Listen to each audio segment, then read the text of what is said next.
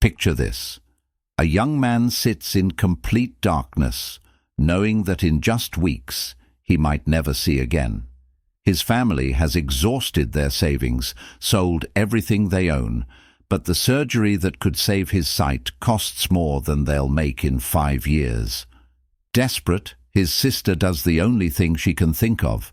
She writes a letter to her brother's hero, Elvis Presley. What happened next will absolutely blow your mind and restore your faith in humanity. This isn't just another celebrity story. This is about a moment when the king of rock and roll became a real-life angel, and nobody knew about it for decades. Today, I'm going to tell you the incredible true story of how Elvis Presley secretly saved a fan's vision and the detective work that finally uncovered this beautiful secret. Trust me, by the end of this video, you'll never look at Elvis the same way again. We're diving deep into letters, hospital records, and testimonies that reveal just how far Elvis would go for his fans when nobody was watching. Let me paint you a picture of 1975. Disco is taking over, but Elvis is still the king to millions of fans worldwide. Among them is a 23-year-old construction worker named Michael Patterson from Memphis, Tennessee. Michael wasn't just any fan. He was obsessed with Elvis in the most genuine way possible.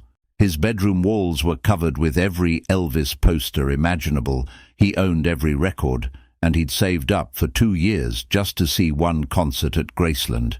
But fate had other plans that would test not just Michael's devotion, but Elvis's character in ways nobody could have imagined.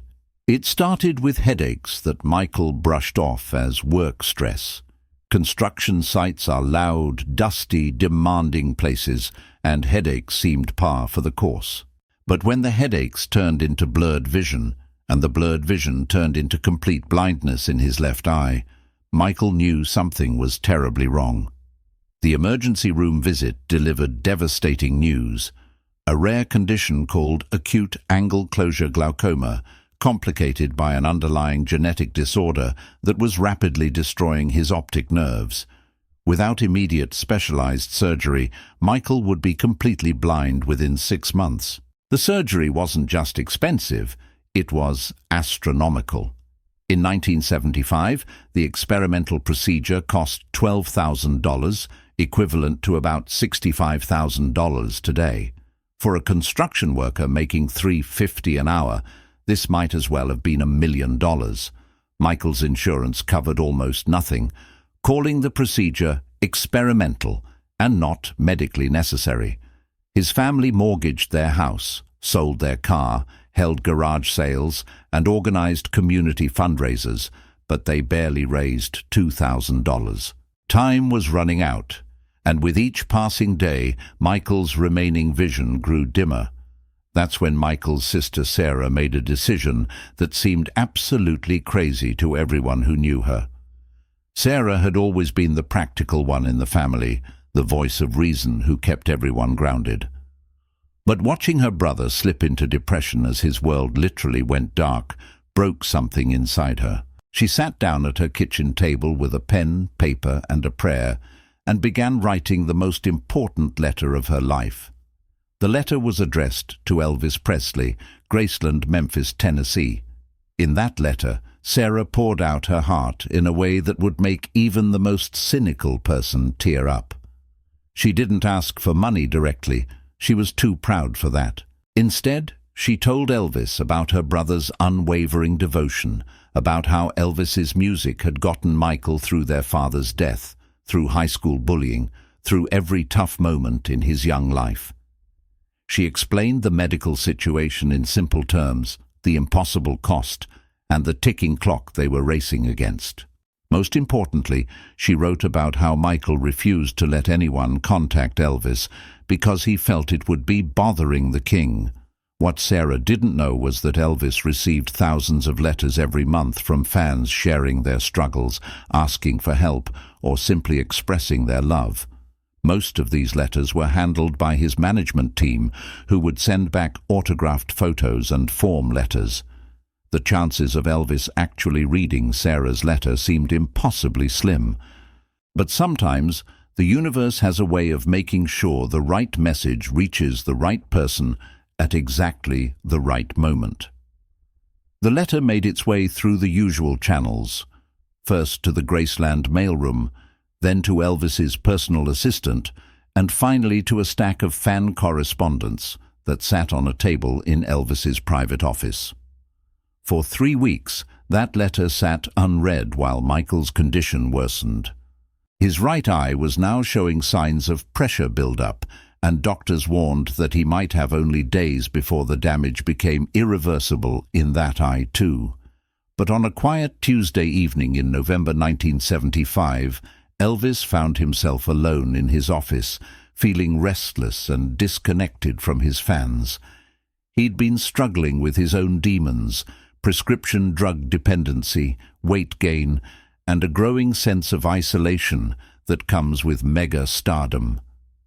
In a moment of genuine curiosity about what his fans were really thinking and feeling, he decided to read through some of the letters himself. Sarah's letter was about 20 letters down in the stack.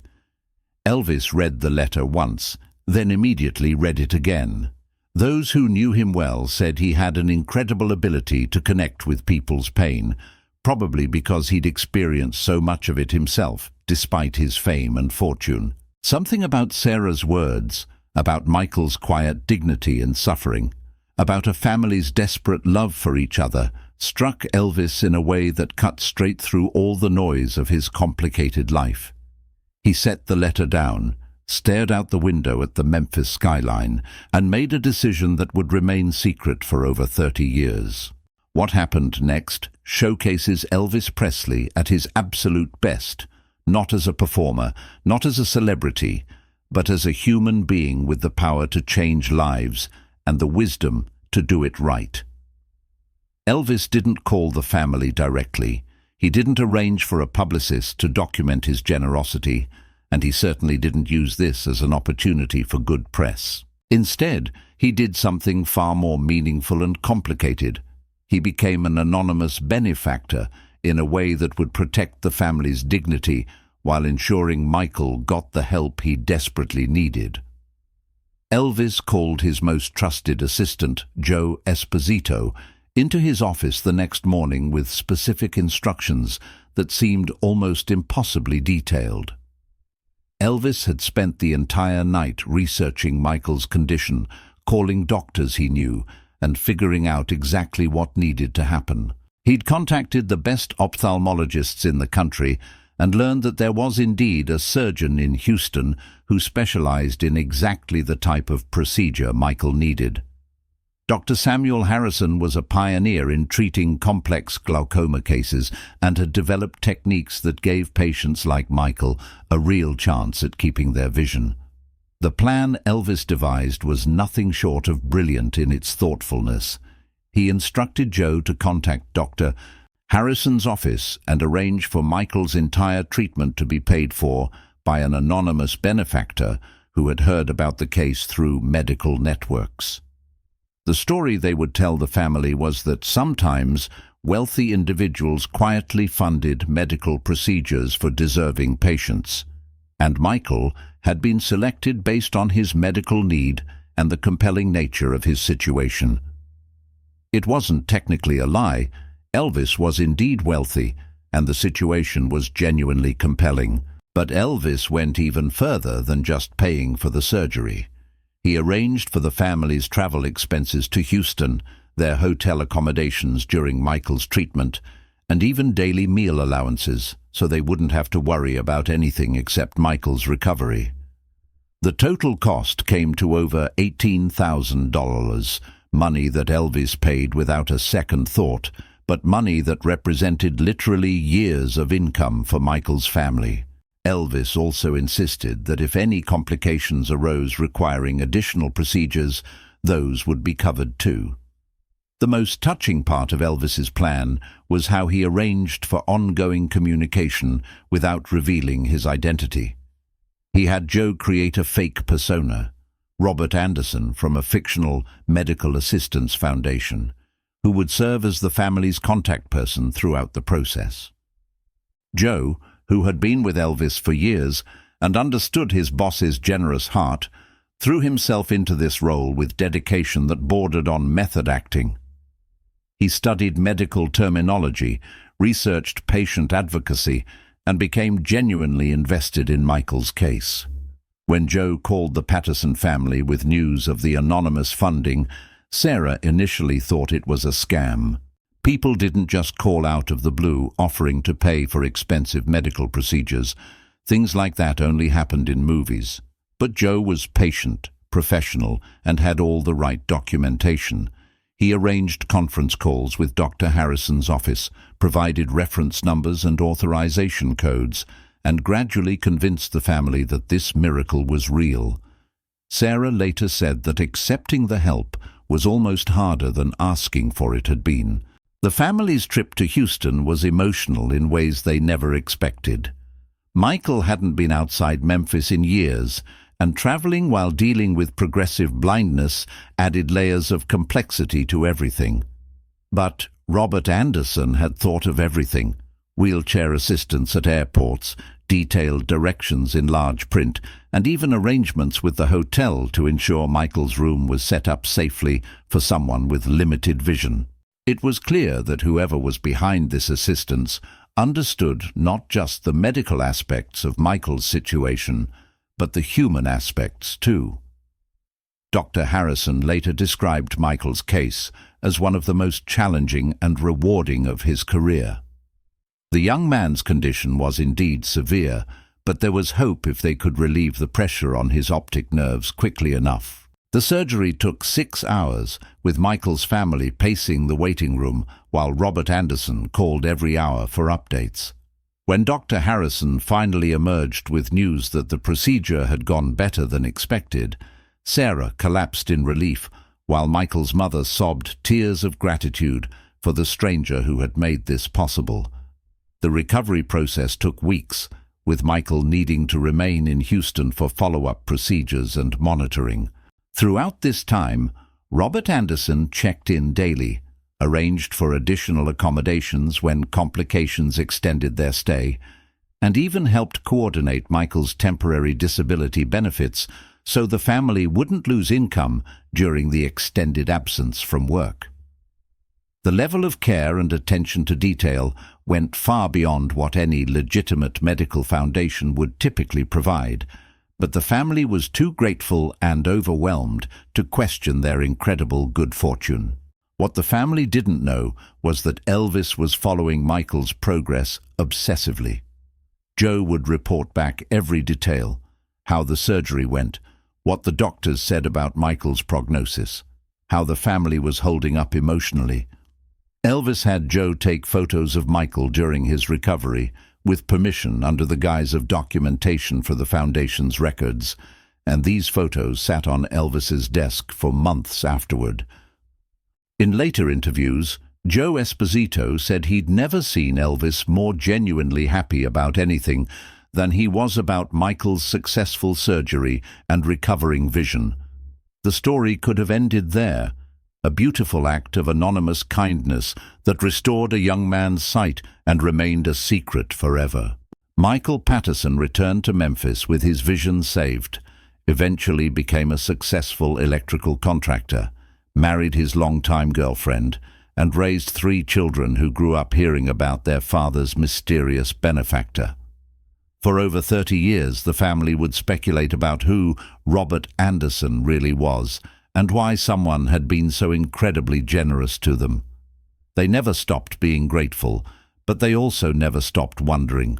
The truth began to emerge in a way nobody could have predicted, through a combination of estate research, fan investigation, and pure coincidence that seems almost too perfect to be believable.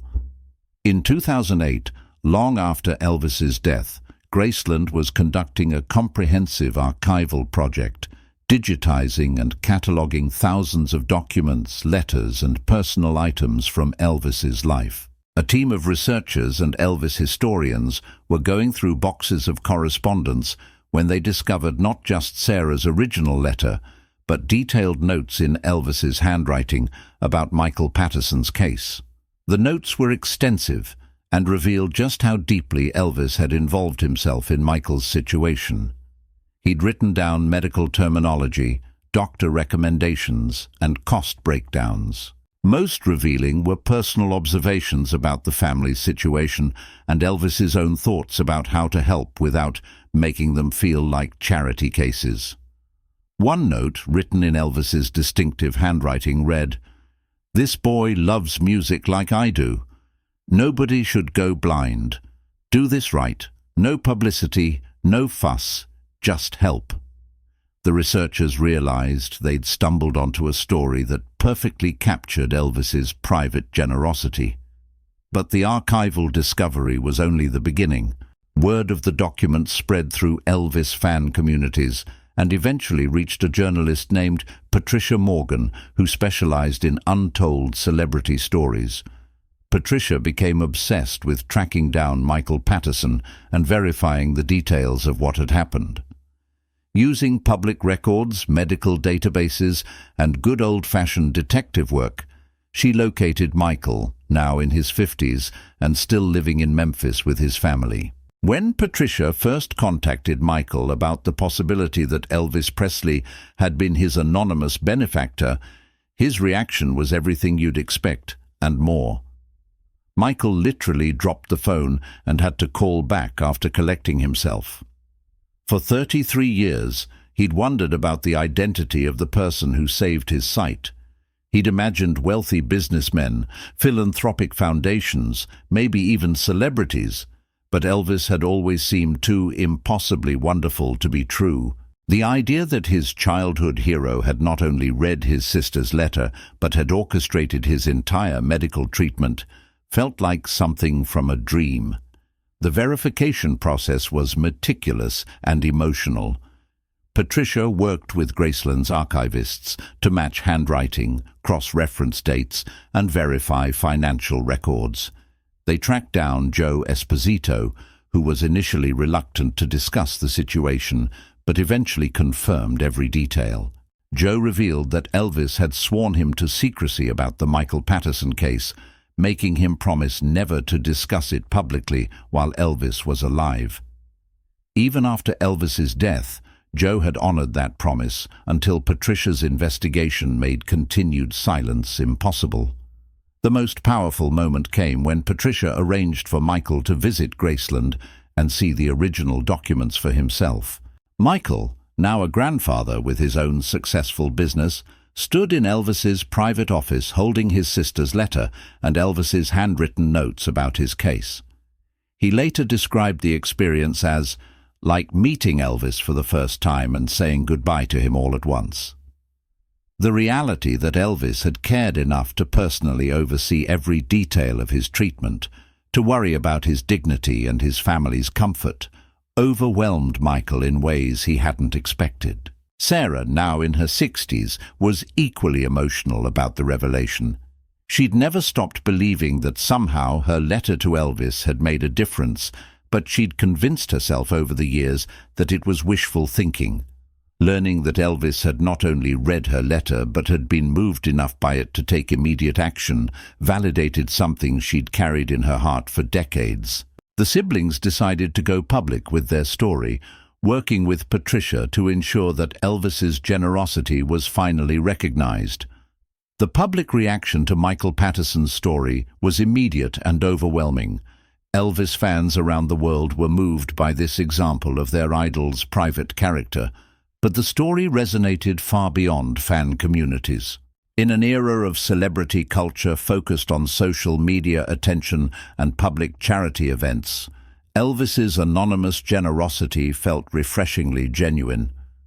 He'd helped someone not for publicity, not for tax benefits, not for any kind of recognition, but simply because he could, and because it was the right thing to do. Michael Patterson, now in his early 60s with grandchildren of his own, became an unexpected spokesperson for Elvis's legacy in its most positive form. He travels to Elvis tribute events and fan gatherings, sharing his story and encouraging people to remember Elvis not just as an entertainer, but as someone who used his success to quietly change lives. His message is simple but powerful. Elvis saved my sight, but more than that, he showed me what it means to help someone without expecting anything in return. The Michael Patterson story has become legendary among Elvis fans, but its impact goes beyond fandom. It serves as a reminder that true generosity happens in private, that real kindness doesn't need an audience, and that sometimes the most meaningful gifts are the ones nobody knows about. In a world where good deeds are often performed for social media likes and tax deductions, Elvis's anonymous assistance to a struggling fan represents something increasingly rare: pure, uncomplicated human compassion.